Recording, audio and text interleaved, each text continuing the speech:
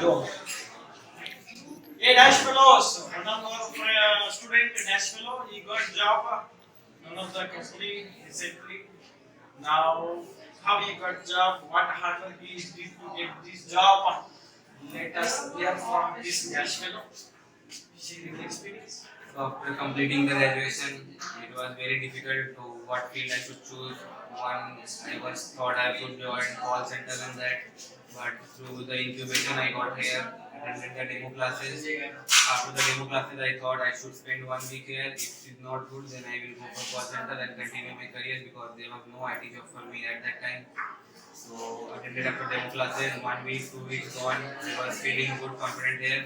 The teachers are very good, especially SKR sir is too much helpful throughout guiding from the beginning. Special thanks to Sagar sir. He is also very special by helping a lot.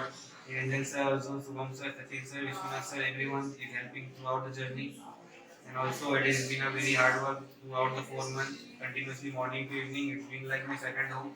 I only go home only to eat and sleep. Throughout these 4 months, it's been a lot of hard work and with his guidance. So thank you, sir.